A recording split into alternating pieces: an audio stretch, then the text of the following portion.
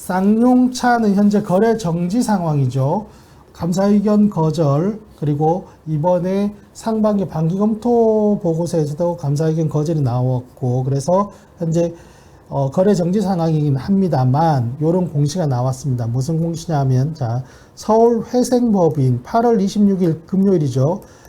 관리인이 제출한 회생계획안이 를 결의하기 위해서 관계인 집회를 했는데 거기에서 가결, 즉 통과됐다. 그래서 회생계획안이 인가 결정을 받았다, 허락을 받았다라는 얘기입니다. 이게 무슨 의미가 있느냐 하면, 쌍용 자동차는 현재 이제 법원의 관리 하에 있고 법원이 매각을 추진 중이었죠. 그래서 지난 6월에 KG그룹, KG 컨소시엄이 쌍용차 인수 예정자로 이제 확정이 된 상황이었어요. 그리고 KG 컨소시엄이 지난 19일에 지지난주에 그러니까 인수대금 총 이게 3,600억 원인데 이거를 냈어요. 그러면 보통 이렇게 내면은 다 끝나는 건데 법원이 관할하는 이러한 매각 작업은 하나의 과정이 더 있어야 됩니다. 바로 관계인 집회라는 거예요. 관계인 집회라는 것은 뭐냐? 여기서 이 쌍용차를 둘러싼 여러 가지 이해 관계자들이 모여서 다시 한번 동의를 해야 돼요. 이해 관계자들은 누구냐 하면 일단 쌍용차의 주주가 있죠. 일반적인 그 인수합병이라면 주주들만 사실 주주 동의도 없어도 되죠. 일반적인 대주 지분 사가지고 돈 내면 끝이니까. 그런데 관계인 집회란 것은 주주들도 모이고 그 다음에 채권자들이 모입니다. 왜냐하면 쌍용 자동차를 지금 법원이 관리하고 있는 이유가 쌍용차가 돈을 벌어서 빚진 그 빚을 못 갚는 상황이 됐어요. 빚이 어마어마하게 많아요. 그러다 보니까 법원이 딱 이제 조정을 해주는 그런 상황이었던 거죠. 그래서 또 이 채권자 쌍용차에 뭔가 돈을 빌려주거나 물건을 납품하고 돈을 못 받은 이 채권자들이 두 종류가 있어요. 크게 얘기하면 첫 번째는 담보권자들이 있어요. 이게 산업은행, 우리은행, 이런 은행, 산업은행이 많고 그 다음에 일반 상거래 채권자라고 해서 일반 채권자 이거는 뭐냐 하면은 쌍용차가 자동차를 만들다 보니까 자동차에는 수만 가지 부품이 들어가죠. 그런 부품들이나 뭐 유지보수 정비하는 서비스 이런 것들을 쌍용차에 납품하는 쌍용차의 협력사들이 쌍용차의 부품을 납품하고 돈을 못 받은 거죠. 그러한 사람들을 바로 일반 채권자, 상거래 채권자라고 하는데 그런 사람들이 이제 모여서 한 300군데가 돼요. 그런 채권자들이 모여서 이제 관계인 집회를 했어요. 그래서 회생계획안이 뭐냐 하면은 이제 KG그룹이 이러이러한 계획을 가지고 쌍용차를 인수하고 이때 여러분들이 가진 채권을 우리가 돈을 다 돌려주지는 못합니다. 예를 들어서 100만 원이 1억 원을 못 받은 돈이 있다 그러면 이 중에 한 15%, 한 1,500만 원은 돌려줄게요. 나머지는 못 돌려줍니다. 그렇다고 배째라 이렇게 나오지는 않고 그러면 일부는 또 주식으로 전환해 주겠습니다. 돈으로는 줄 수가 없어요. 주식으로 전환해 주겠습니다. 그게 바로 출자 전환이죠. 이러한 여러 가지 계획안들이 담겨 있고 이 계획안을 이제 채권자들이 쌍용차 협력사들이 쌍용차에 물건을 납품하고 돈을 못 받은 협력사들이 이걸 보고 사인을 이제 해줘야 되는 거예요. 그게 뭐냐면 3분의 2 이상의 동의를 해줘야 돼요. 그러니까 300군데가 있어요. 협력사가. 그러면 최소한 200군데 이상의 동의를 해줘야 되는데, 결과적으로 이게 이제 그 협력사들 중에서, 그러니까 자동차 부품 회사들 중에서도 그 중에서도 좀 입김이 센 그런, 협력사들이 있는데 그 중에 하나가 뭐였냐면 현대 트랜시스라는 회사가 있어요. 이거는 변속기, 자동차 변속기 이렇게 납품하는 곳인데 여기가 현대차 계열사였어요. 현대차 계열사입니다. 지금도 였어요가 여기가 이제 되게 중요한 쌍용차 협력사들 중에서 소위 조금 방구를 낀다고 하는 그러한 중요한 쪽이었는데 막판까지 이제 의사를 그렇게 이 회생계획안에 대한 의사를 밝히지가 않다가 막판에 이제 동의한다 이렇게 됐어요. 동의한다 됐고 그 다음에 또 다른 뭐 희성촉매 뭐 이런 협력사들이 있었는데 그 협력사들도 동의를 한 것으로 알려지고 어쨌든 그렇게 해서 회생계획안이 그러니까 컨펌을 받았습니다. 승인이 났고 회생계획안이 승인이 났다는 것은 뭐냐면 무슨 의미냐? KG 컨소시엄이 진짜 돈은 냈지만 인수대금 냈지만 진짜 비로소 쌍용차의 대주주가 됐다. 쌍용차 인수가 확정됐다라는 뜻입니다. KG 컨소시엄의 쌍용차 인수가 확정됐다라는 공시입니다. 이 회생계획안 인가라는 공시의 다른 뜻이 그런 뜻이고, 그렇다면 이제 그럼 쌍용차는 어떻게 되느냐? 자, 쌍용차는 여전히 거래 정지 상황입니다. 그런 상황이고, 이 부분은 제가 좀 자세하게는 못 봤지만 아마 내년 3, 4월까지는 거래 정지가 계속 될 겁니다. 왜냐하면은 올해 2022년 감사보고서에서 의견 거절을 안 받아야 돼요.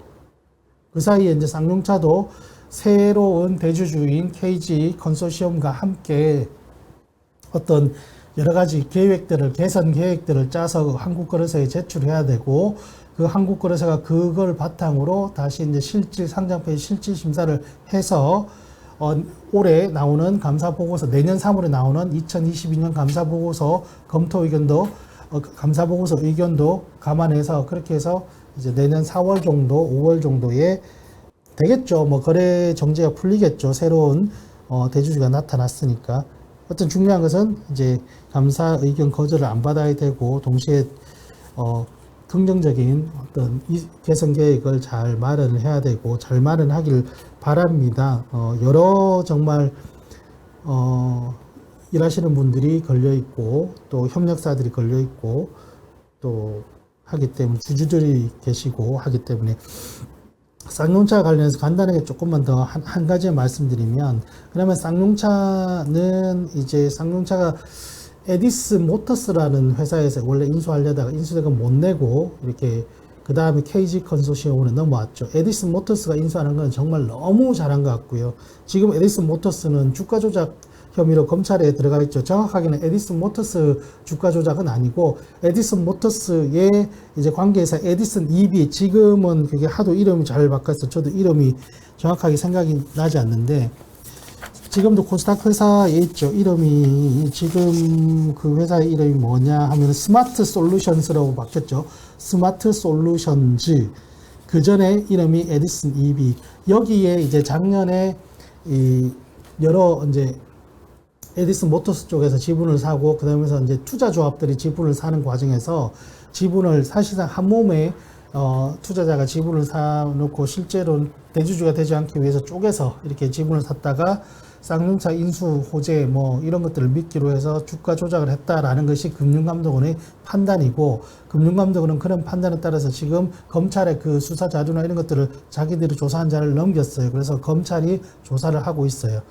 그게 이제 지금, 그거는 쌍용차와는 관계없고, 이제 쌍용차를 인수하려고 했던 에디슨 모터스, 그리고 에디슨 EV, 지금의 스마트 솔루션즈라는 회사와 관련된 일이고, 쌍용차는 이제 지금 AK홀딩스 화면이 나와 있네요. 쌍용차는 이제 새로운 대주주가 나왔으니까 앞으로는 뭘 해야 되느냐. 지금 토레스라고 하는 신차를, 가솔린 신차를 했는데 호응이 좋죠. 그런데 쌍용차는 전통적으로 SUV 그리고 디젤 엔진이었어요. 토레스 자체가 SUV긴 하지만 디젤이 아니라 가솔린 모델로 나오고, 디젤이 지금 빠르게 이제 퇴출되고 있는 상황이죠. 여러 가지 환경적인 요소도 그렇고, 소비자들이 선호를 하지도 않고 하다 보니까 디젤이 나오지 않고, 그래서 쌍용차도 더 이상 디젤 엔진에 대해서는 뭐 신차를 출시하거나 더 개발하거나 이러한 의사가 없어요. 그래서 본인들이 그동안 가져왔던 핵심 경쟁력이었던 디젤을 버리고 있는 상황이고, 그래서 토레스 이 가솔린 모델이 그나마 잘 팔리고 있어서 어느 정도 중간 단계로서의 어떤 가교 역할을 잘하고 있는데, 근데 중요한 것은 쌍용차가 이제 전기차를 잘 만들어야 되는데, 이제 앞으로 어떤 수출 물량도 그렇고 여러 가지 소비자들이 선호하는 것들이 다 전기차죠. 2030년 이렇게 되면은 다 전기차로 바뀌고, 근데 쌍용차가 지금까지 이제 전기차와 관련된 자체 기술력이 없습니다. 그러니까 뭐 전문가들의 표현에 따르면 현대차와 비교해서 한 단계도 아니고 두세 단계 낮다, 기술력이, 전기차. 그래서 이 쌍용차가 지금 전기차를, 특히 지금 이번에 나오는 토레스나 뭐 이런 것들과 관련한 전기차를 만들려고 하는데, 그거를 자체적으로 만들 수 없으니까 중국 업체 비야디와 협업으로 만들죠. 협업으로 만들고, 그런데 궁극적으로는 이 쌍용차 자체의 기술력을 가져야 되죠. 쌍용차는 사실 미국이나 유럽 이런 좀 규모가 큰 시장으로 수출하고 이런 거는 지금 기대할 수가 없고 국내 내수 또는 뭐 약간 이렇게 동남아 시장이나 요 정도를 이제 노리고 들어가야 되는데 어쨌든 그런 시장에서라도 경쟁력을 가지려면 그런 시장에 쌍용차만 있는 것이 아니니까요. 가깝게는 현대 기아차도 있고 수많은 그 외산차들도 들어오고 그렇다고 쌍용차가 완전히 저가의 차량이나 그것도 아니잖아요. 그렇다 보니까 어쨌든 내수 시장일지라도 경쟁력이 있어야 되는데 그냥 경쟁력을 위해서는 전기차와 관련해서 기술 개발을 자체적인 기술도 많이 가져야 되고 그런데 지금 쌍용차 이제 주력 공장인 평택 공장이 상당히 오래 지은 지가 오래되어 가지고 이거를 전기차 생산 라인으로 전환할 수가 없다고 합니다. 그래서 이거를 전기차 생산 설비를 확충하고 이렇게 하려면 공장도 좀 옮겨야 되고 아마 그런 과정을 또 거치지 않을까 싶어요. 그런 과정을 거치지 않을까 싶고 그래서 지금은 이제 토레스가 다행히 잘 팔려서 어느 정도 좀 중간 개투, 야구로 따지면 중간 개투의 역할을 이제 할 수도 있는데 궁극적으로는 쌍용차가 정말 회생하기 위해서 회생 계획안이 인가되었잖아요. 진짜 회생하기 위해서는 전기차와 관련한 경쟁력 확보가 이제 관건이고 그러려면 이번에 인수한 KG 컨소시엄이 인수대금은 잘 냈지만 연간 매년 몇천억 원씩 돈을 계속 자금 지원을 해줘야 돼요. 자금 지원을. 그게 이제 주로 증자 방식이 되겠죠. 또는 돈을 대여해 줄 수도 있지만 주로 증자 방식이 되겠죠. 그런 쌍용차는 앞으로도 계속 이제 나중에 거래 정지가 풀리더라도 계속 증자라든지 또는 여러 가지 하여튼 자금 조달과 관련한 그러한 공시 계획들도 많이 나올 것으로 보입니다. 아무튼 쌍용차가 이번에 회생계획안 인가가 됐다는 것은 KG 컨소시엄으로의 인수가 실질적으로 확정됐다. 이런 뜻이라는 점을 말씀드리고요.